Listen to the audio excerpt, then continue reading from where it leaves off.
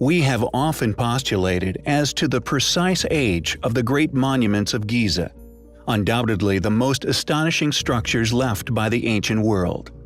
There are many questions which persist regarding this ancient site. Who built these extraordinary buildings? Why did they build them? And of course, when was this unimaginably enormous task undertaken? Interestingly, there exists an enigmatic statue, which it seems, although predictably little shared by academia, actually predates this astonishing time within Earth's history. Quoted as possibly one of the rarest finds of its kind, according to Dr. Clarence Epstein, Senior Director of Urban and Cultural Affairs at Concordia University, where this remarkable item is housed. Not only can no one date the object, but there also exists a language etched into its form which is yet to be deciphered.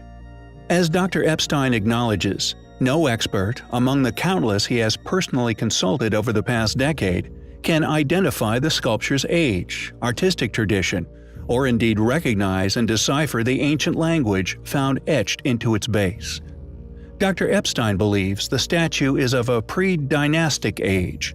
It was originally taken from Alexandria by the Diniakopoulos family. It was then shipped with 20 crates of antiquities from Egypt and the Middle East to Canada, where it still resides. However, its whereabouts prior to this shipment are unknown. The statue is of two nude subjects standing 67 centimeters high, one male and the other presumed female. This figure is also noted as possibly holding a child. They are depicted in a sitting position, with noticeable elongated skulls.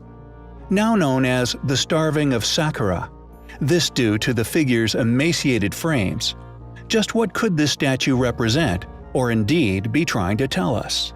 How old could it possibly be? And most interestingly of all, what could the enigmatic writing upon its base actually mean? As more research is undertaken, it is only a matter of time before we know its true identity, once and for all. Countless arenas, resulting in a continued academic perplexment, still litter Egypt's Giza Plateau. The pyramids, the Great Sphinx, the enormous megalithic block. The burning question then remains: who built this magnificent place? And can it be proven that, along with these structures, not being the work of the currently claimed ancient Egyptians, but can be connected to countless other equally baffling ruins, a few even found in some of the most remote landmasses on Earth, proof, if there ever was, of a once highly advanced ocean-going, world-dominant, yet now lost civilization. Menkaure, as mentioned in a previous video, the smallest of the pyramids, has undeniable polygonal casing stones, masonry in the exact same style and stone as that of ancient Peruvian sites. Yet in addition to these granite blocks partly encasing Menkaure, Aswan, its quarry with its gargantuan unfinished obelisk, and indeed its temple, are yet another series of undeniable proofs as to the true identity of the original builders of ancient Egypt. Although, due to the clear similarity of the polygonal masonry, a now lost yet unique technique of placing seemingly randomly shaped stones without mortar perfectly together, with that of Sacsayhuaman, Machu Picchu, along with many other, the Temple of Aswan, when looked upon closely, possesses polygonal perfection. Created to the same level of accuracy as that of Cusco, however, we feel, due to the medium of creation being softer, that of sandstone, their abilities and accuracy in producing this lost masonry technique, which has now been identified all over the world, really shines through. Are we looking at the proof needed to not only connect the most incredible, unexplainably ancient megalithic sites worldwide? Were the pyramids, ancient Peru, Easter Island, Ethiopia, the list goes on, all built by the same lost civilization?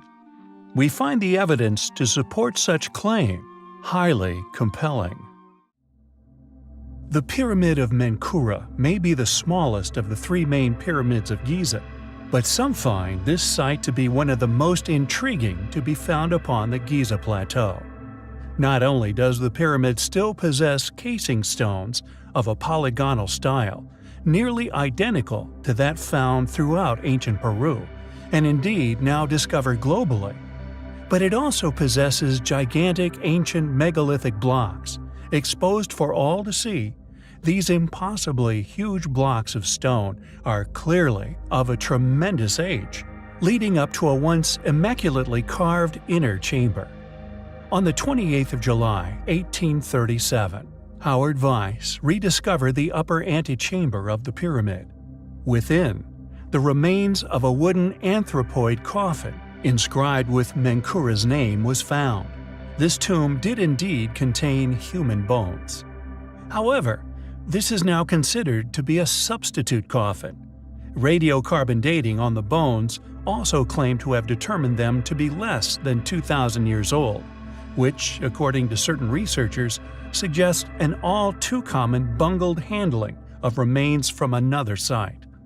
Furthermore, along with polygonal masonry, an inner chamber and 3 tiny accompanying pyramids, known as G3A, G3B, G3C, the age of this pyramid has also not been hypothesized or narrowed down to any specific era within the ancient Egyptian Empire, making it an obscurity, and also, predictably, a lesser-known site within academic study and mainstream reporting. Who built the pyramid? Are the megaliths within the outer temple walls the same as those of the exoskeletons of the larger ancient Great Pyramids? An ancient anomaly which has been exposed mostly upon the east wing of Cheops by the removal of outer casing stones which we have in the past reported on, along with their clearly much younger age. In AD 1196, Al-Aziz Uthman, Saladin's son and the Sultan of Egypt, attempted to demolish the pyramids, starting with Menkura. However, and rather predictably, 8 months in, they found that it was nearly impossible to destroy. Not only could they only remove 1 or 2 stones each day, when a stone fell, it would bury itself in the sand, requiring extraordinary efforts to free it. Wedges were used to split the stones into several pieces. Despite their efforts, workmen were only able to damage the pyramid to the extent of leaving a large vertical gash at its northern face. It is undoubtedly a highly intriguing pyramid.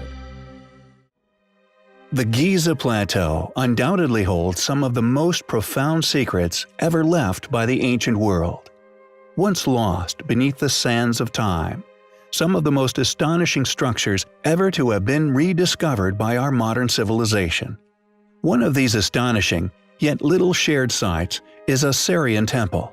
Not only is the name uncannily similar to the constellation Orion, but the similarities with this supposed tomb to the many other structures which have subsequently been unearthed over the years is undeniable.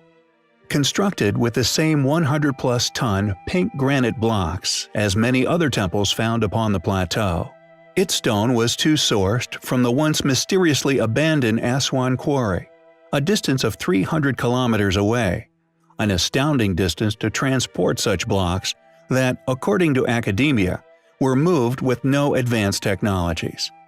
Hidden upon one of the structure's enormous megaliths is what can only be described as a machine-accurate image of a flower of life.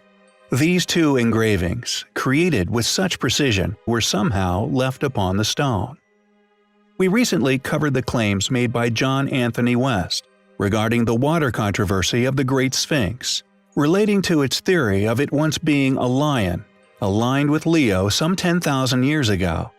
We uncovered overwhelming evidence which West must have been aware of to prove his theory not only untrue, but seemingly conspiratorial.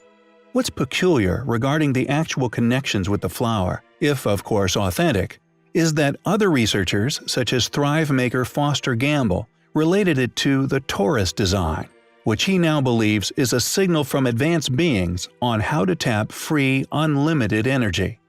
A claim eerily reminiscent of our own recent research into a possible arc, Regardless of others' hostile reception, we find his claims highly compelling. An announcement that seemingly slipped us by was made recently within Egypt. This announcement pertaining to an amazing discovery made within an area of the Giza Plateau that for a number of decades has been conveniently shut off from the public. Although the location is claimed to be a military training base, archaeologists have apparently been secretly beavering away within this remote slice of antiquity. Announced by the Supreme Council of Egyptian Antiquities, Egyptian authorities have apparently found the mysterious traces of the legendary fourth lost pyramid of the plateau. This provocative announcement stirred up a gale of protest among many Egyptologists, and the reason for this may be because the discovery might turn out to be highly controversial. Although the pyramid is in a very bad state, and this may be due to its immense age, with only a few rows of blocks remain, and these surviving blocks clearly displaying evidence to indicate that the missing blocks have simply eroded away over the eons. This ruin may not be the most important find in the area, or indeed the purpose for the video. Along with these pyramidal remains at the site is another amazing anomaly. In the middle of this mysterious desert, an enormous staircase has been found, plunging into the desert floor. Seemingly excavated before this announcement and left for those who were fortunate enough to get access to the area to rediscover and photograph. This enormous staircase plunges straight through a limestone basin many meters in depth. This surgical slice has revealed an astonishing implication. It has revealed that the Giza Plateau does indeed extend this far. Not only that, but it demonstrates the sheer, unimaginable cubic size of this area of stone. A block of stone that was apparently man-made. Where this staircase actually leads to is as yet unknown, although it is thought to drop far below that which is currently visible, and preliminary scans of the area are suggesting that it plunges through the plateau deep into an ocean of groundwater below. By examining the pictures of the discovery, it appears that the site has indeed been excavated from the sand, having most likely been submerged from view beforehand. The question is, who did these excavations? Who built this unbelievable structure, or indeed the mind-bogglingly enormous Giza Plateau? Who built the pyramids and Sphinx upon it? Where did such an enormous stone plateau come from? How did they shape and carve such mysterious structures with such blocks? Or perhaps, most importantly of all, where does this staircase lead?